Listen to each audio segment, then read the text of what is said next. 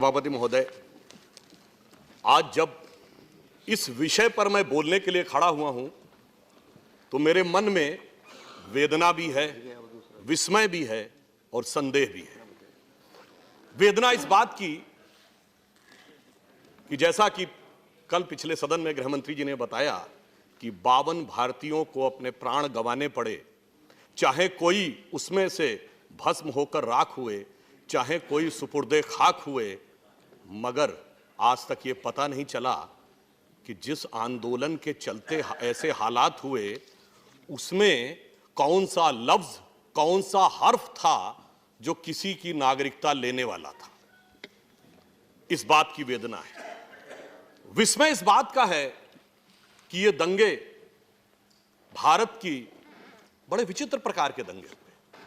सामान्यतः दंगे इस प्रकार से होते हैं, कोई घटना हो जाती है, उसकी प्रतिक्रिया होती है, परंतु ये दंगे ऐसे हुए जहां पे कोई एब्रप्ट रिएक्शन नहीं हुआ, तात्कालिक भीषण प्रतिक्रिया नहीं, धीमी धीमी आंच पर 2.25 महीने से उसे उबाला जा रहा था।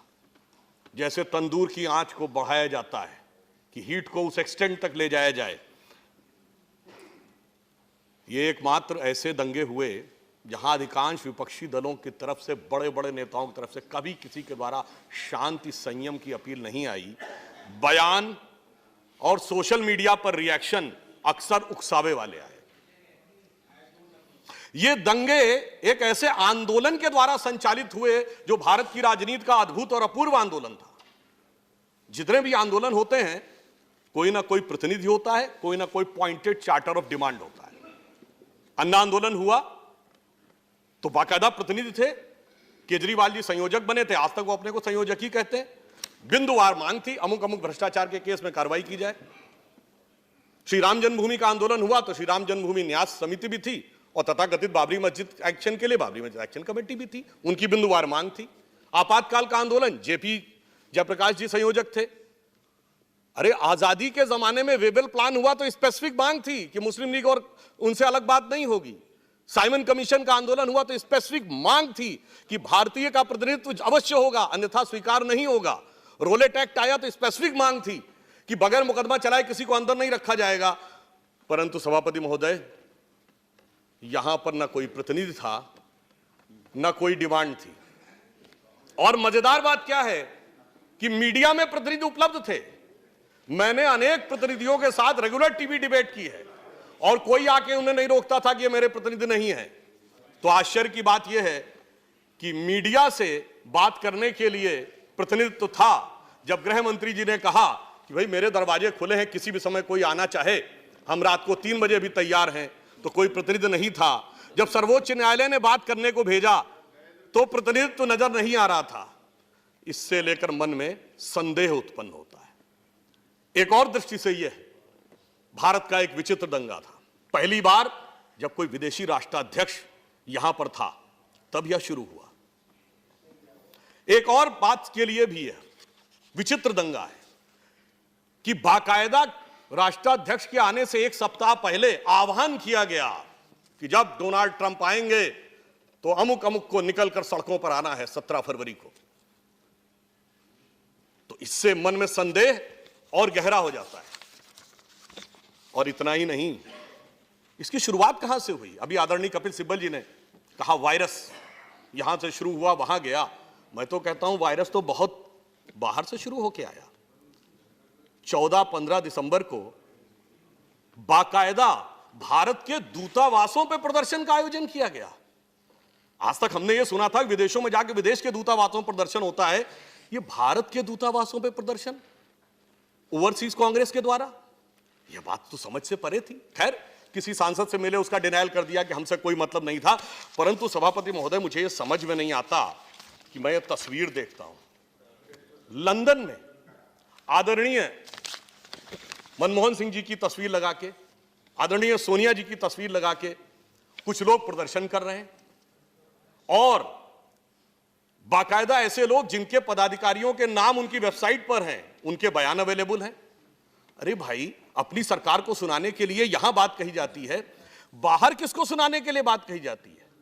विदेशी मीडिया में 4 बातें निकलती हैं, बड़ी प्रसन्नता होती है। विदेश का कोई संस्थान प्रश्न पूछ ले तो बड़ी प्रसन्नता होती है। और डोनाल्ड ट्रंप जी के दौरे के दौरान क्यों किया जा रहा था? ताकि विदेश में बात हो। अरे क्या आवश्यकता है आज विदेश को इतना सुनाने की? अब हम अलग लेवल पर आ गए हैं, कोई जरूरत नहीं हमें लंदन में सुनाने की। रही होगी कभी उनकी हुकूमत, सभापति जी मैं कहना चाहता हूं, अपने वतन पर रही है हुकूमत सदियों तक गैरों की, लेकिन कुछ चेहरों पर अब तक धूल है उनके पैरों की। अब मैं ये कहना चाहता हूं, अगला प्रश्न यह किया जाता है कि जब यह हो रहा था तो गृह मंत्री जी कहां थे? कल गृह मंत्री जी ने उसका उत्तर दिया है। आप ये समझिए, जब अमेरिका का राष्ट्रपति भारत के दौरे पे हो, जिसका थ्रेट परसेप्शन वर्ल्ड में नंबर 1 रहता है, और खासकर तब जब बगदादी और सुलेमानी की घटना के बाद हो, तो थ्रेट परसेप्शन कितना हाई होगा। भारत की सुरक्षा एजेंसी और दिल्ली पुलिस को कितने प्रकार के राष्ट्रीय अंतर्राष्ट्रीय डायमेंशंस के बीच में गृह मंत्रालय को काम करना पड़ रहा होगा, समस्त संभावनाओं को देखकर काम करना पड़ रहा होगा। तो इसीलिए जो आप बात कहते हैं कि कोई घटना किस लिए हो रही है, 24 फरवरी, 25 फरवरी, 26 फरवरी, 27 फरवरी, गृह मंत्री जी ने क्या किया, यह रिकॉर्ड पे अवेलेबल है। 24 फरवरी को, जी बिल्कुल बता रहा हूं, 24 फरवरी को शाम को 7 बजे राष्ट्रीय सुरक्षा सलाहकार और आईबी के निदेशक के साथ बैठक हो रही थी। सुनिए, दिल्ली अपर आयुक्त के साथ बैठक हो रही थी। रात को 1 बजे तक इस विषय के ऊपर सजगता के साथ नजर रखने के लिए बैठक चल रही थी। 25 फरवरी को दिन की शुरुआत अधिकारियों के साथ समीक्षा बैठक से होती है। दोपहर 12 बजे नॉर्थ ब्लॉक में प्रमुख राजनीतिक दलों के अधिकारियों के साथ आते, इनके नाम पिछले सदन में भी बताए गए, वो सारे लोगों के साथ बैठ के बैठक होती है। 26 फरवरी को वरिष्ठ अधिकारियों के साथ और मंत्रिमंडल के लोगों को भी इस विषय में बताया जाता है। शाम के समय गृह सचिव, आईबी निदेशक, पुलिस आयुक्त के साथ, वरिष्ठ अधिकारियों के साथ गृह मंत्री जी की बैठक होती है। 27 फरवरी को दिल्ली में व्याप्त स्थिति के बारे में गृह मंत्री अधिकारियों के साथ समीक्षा बैठक लेते हैं, गृह सचिव और आईबी के चीफ के साथ। समय समय पर जानकारी रखने के साथ दिल्ली पुलिस के हर गतिविधि पर नीतिगत निर्णय लेने के लिए क्षण प्रतिक्षण वहां उपस्थित थे। आपके इस प्रश्न को अर्पित गृह मंत्री के दिवस का क्षण क्षण समर्पित। अब मैं यह कहना चाहता हूं, इतना ही नहीं, एक बड़ी विचित्र बात मुझे लगी। आह्वान किया गया कि डोनाल्ड ट्रंप आएंगे तब यह करना। कल बताया गया कि पहली घटना 24 तारीख को दोपहर 2 बजे हुई और 25 तारीख को मध्य रात्रि पे आखिरी घटना हुई और उसके बाद स्थिति नियंत्रण हो गई। अब जरा यह देखिए, इस प्रकार की घटनाक्रम बड़ा विचित्र संयोग है कि डोनाल्ड ट्रंप की यात्रा के साथ तिथि नहीं, वार नहीं, घटी और पल का भी मिलान हो रहा है। मानो पंचांग के पूर्व निर्धारित राहु काल के समान पहले से तय था कि अब शुरू होगा और इतने बजे समाप्त हो जाएगा। इसलिए यह संदेह और गहरा होता है, यह संदेह और गहरा होता है कि यह ऐसा क्यों किया जा रहा था। अब यहां पर मैं कहना चाहूंगा, जो कुछ 2-2.25 महीनों से हो रहा था, उसके लिए 72 दिन तक जो आग सुलगाई गई, दिल्ली पुलिस ने 36 घंटे में उसको बुझाने में सफलता पाई। यह अपने आप में एक महत्वपूर्ण उपलब्धि है। आपने तमाम वीडियो देखे होंगे, अभी कपिल सिब्बल जी ने भी कहा हाईली डेंसली पॉपुलेटेड इलाका है, शायद भारत ही नहीं एशिया का सबसे डेंसली पॉपुलेटेड इलाका है। इसके बावजूद आपने कभी देखा कि पुलिस पीछे हट रही है, पुलिस भाग रही है, पुलिस का एक जवान शहीद हुआ, पुलिस के एक डीसीपी का हेलमेट टूट गया। हेलमेट नॉर्मल प्रक्रिया में नहीं टूटता जब तक बहुत हैवी रॉड के साथ बार बार ना आघात किया जाए। इसके बावजूद मुख्य सड़कों पर कार्रवाइयां नहीं हुई। टॉप के पीक के आवर्स में ऐसा तक सुनने में आया कि प्रति मिनट 10 से 12 पीसीआर कॉल्स आ रही थी। आप सोच सकते हैं उस परिस्थिति में जिस प्रकार की दक्षता का परिचय दिल्ली पुलिस ने दिया है, मेरे विचार से तो वह अत्यंत सराहनीय है। हाँ, एक बात जरूर हो गई है कि आजकल इस समय दिल्ली पुलिस की हालत बेचारा इराक की तरह हो गई है। आप कहेंगे इराक क्यों?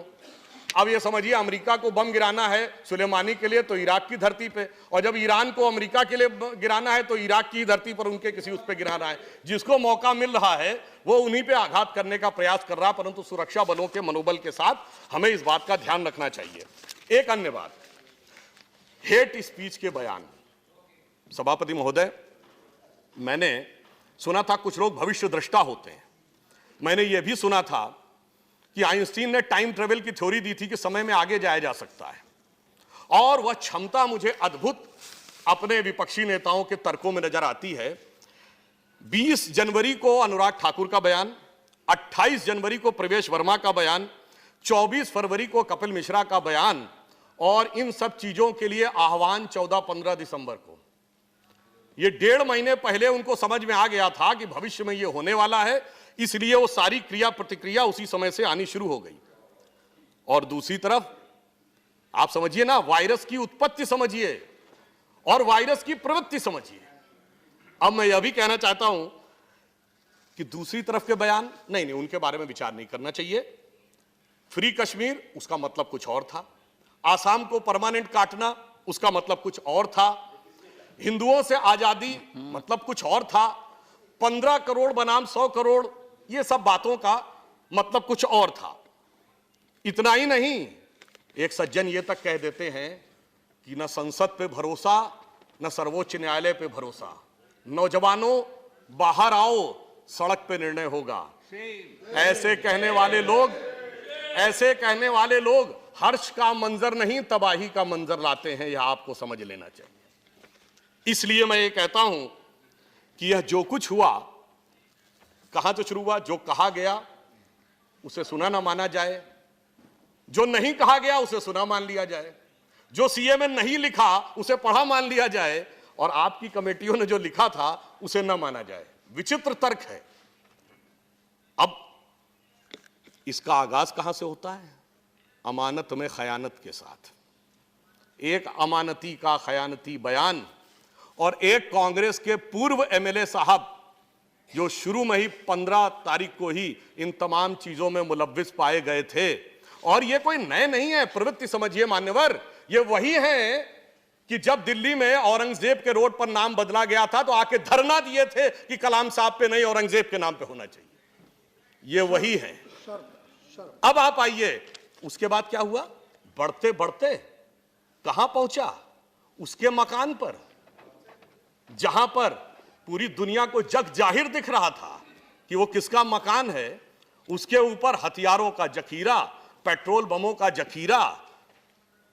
और इतना ही नहीं, जो कुछ दिल्ली पुलिस के अधिकारी अंकित शर्मा के साथ हुआ, मैं ये पूछना चाहता हूं वो किस तरह की प्रवृत्ति को दर्शाता है। अभी आपने कहा दंगों की संख्या की बात, तो मैं ज्यादा विस्तार में न जाते हुए सिर्फ यह कहना चाहूंगा कि इस देश में अनेक बार दंगे हुए।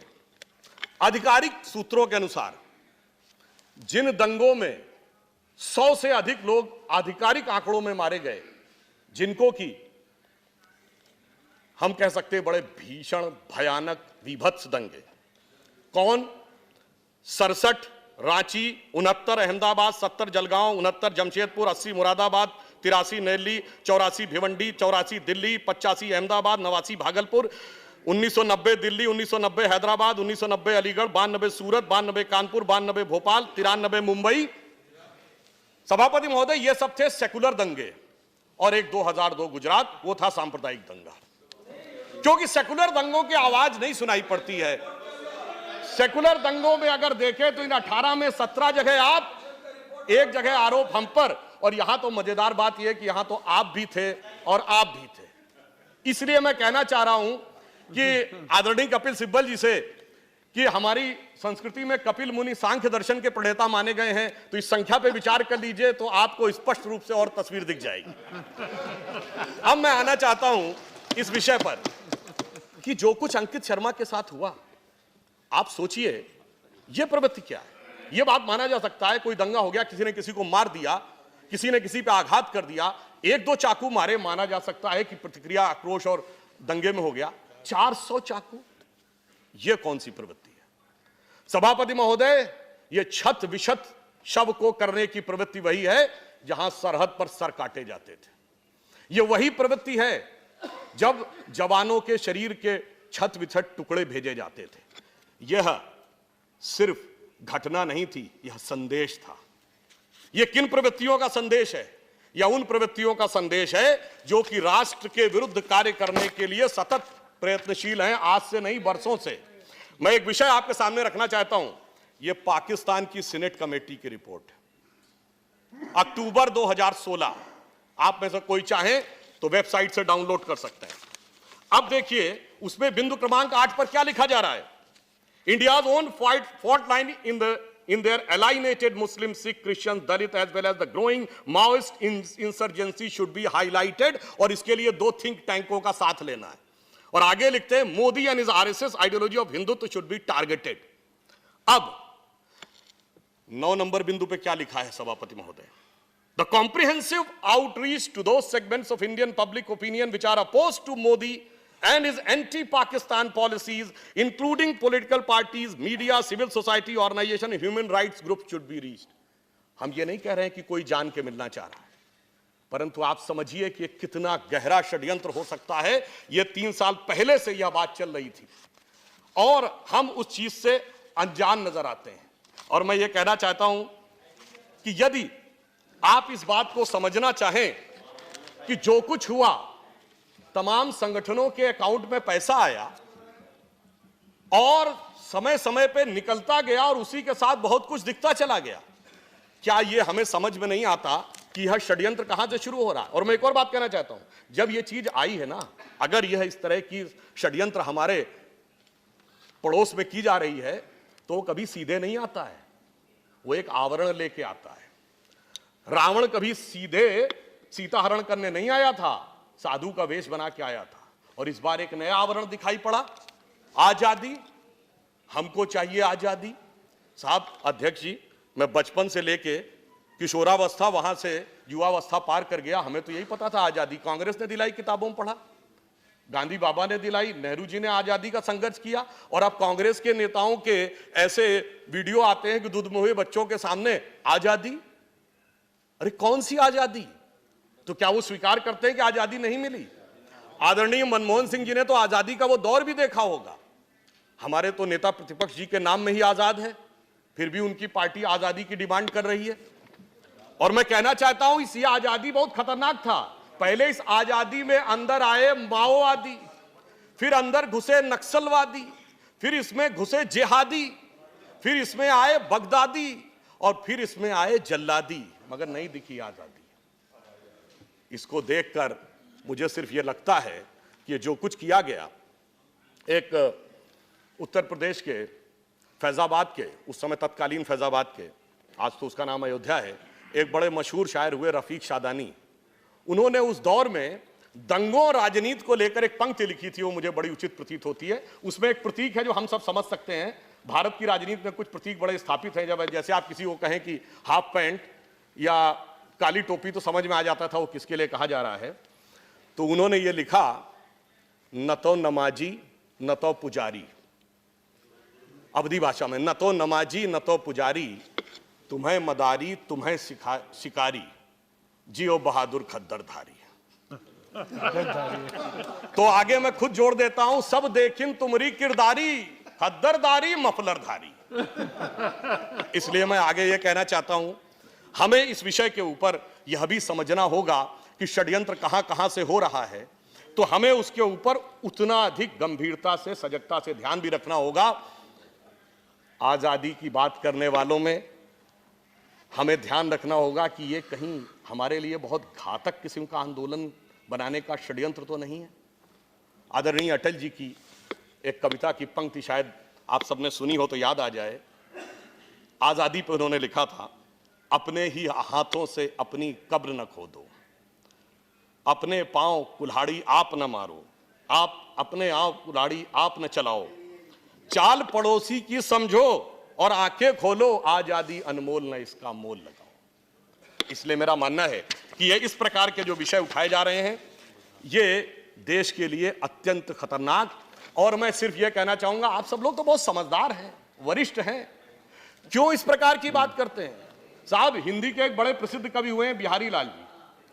जब मिर्जा राजा जयसिंह औरंगजेब के जमाने में आसपास के इलाकों के ऊपर राजाओं पे बहुत कब्जा कर रहे थे, उसका लाभ प्रकारांतर से औरंगजेब को मिल रहा था, तो बिहारी जी ने एक दोहा उनको लिख के भेजा था।